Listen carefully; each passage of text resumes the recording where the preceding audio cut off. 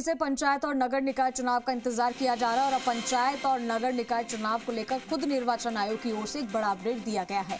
राज्य निर्वाचन आयुक्त ने चुनाव कराने की बात कही है और साथ ही वन स्टेट वन इलेक्शन योजना को व्यवहारिक नहीं बताया है। सियासी जानकारों का कहना है कि इस बयान के बाद सरकार अपने इस संकल्प को लेकर बैकफुट पर आ गई है, तो उधर विपक्ष भी एक्टिव हो गया है। देखिए रिपोर्ट।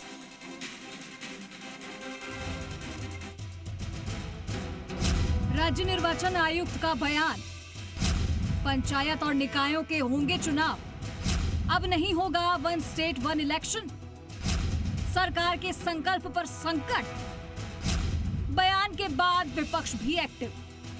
राज्य निर्वाचन आयुक्त मधुकर गुप्ता ने हाईकोर्ट के आदेशों के मुताबिक जल्द निकाय और पंचायत चुनाव करवाने की घोषणा की है। जिन निकायों और पंचायती राज संस्थाओं का 5 साल का कार्यकाल पूरा हो गया और जिनका 2 महीने में पूरा हो जाएगा, वहां भी चुनाव होंगे। उन्होंने कहा कि वन स्टेट वन इलेक्शन व्यवहारिक नहीं है। क्या योजना बनाई जाए जिससे जहां पहले रिक्तियां हुई हैं वो चुनाव तुरंत हो जाए। तो वो जो कार्य योजना है इन आदेशों को क्रियान्वित करने की वो हम 2 दिन में उसकी रूपरेखा बना रहे हैं। उसके बाद जो इलेक्शन शेड्यूल है वो अनाउंस कर दिया जाएगा। निर्वाचन आयोग के बयान के बाद राज्य सरकार की वन स्टेट वन इलेक्शन की योजना को झटका लगा है, क्योंकि उन्होंने साफ कर दिया कि वर्तमान में एक साथ चुनाव कराना संभव नहीं है। अब चुनाव करवाएगा आयोग। अगले 10 दिनों के भीतर पंचायती राज और स्थानीय निकायों के चुनावों की घोषणा कर दी जाएगी। ये चुनाव केवल उन पंचायतों और निकायों में होंगे जिनका 5 साल का कार्यकाल पूरा हो चुका है। जिन संस्थाओं का कार्यकाल बचा हुआ है वहां अभी चुनाव नहीं होंगे। इस घोषणा के साथ ही राज्य में स्थानीय स्तर पर राजनीतिक हलचल बढ़ गई है। 11,000 ग्राम पंचायत और 125 नगरीय निकायों में होंगे चुनाव। आयोग का मानना है कि चुनाव प्रक्रिया समयबद्ध और निष्पक्ष रूप से पूरी होगी, ताकि जनता के लोकतांत्रिक अधिकारों का सम्मान किया जा सके।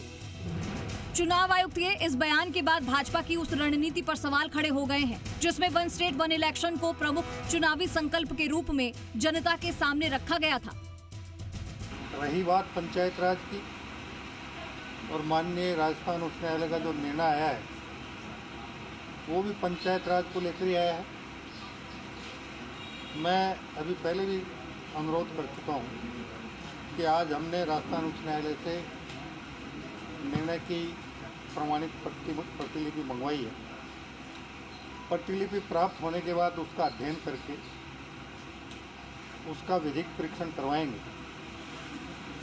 और उसके बाद जो भी उचित कदम हमको उठाने हैं वो हर कदम हम उठाएंगे। अब राज्य निर्वाचन आयुक्त ने बयान क्या दिया कि विपक्ष ने भी बयान को लपकते हुए सरकार पर जन घोषणा पत्र से पलटने का आरोप लगाया है।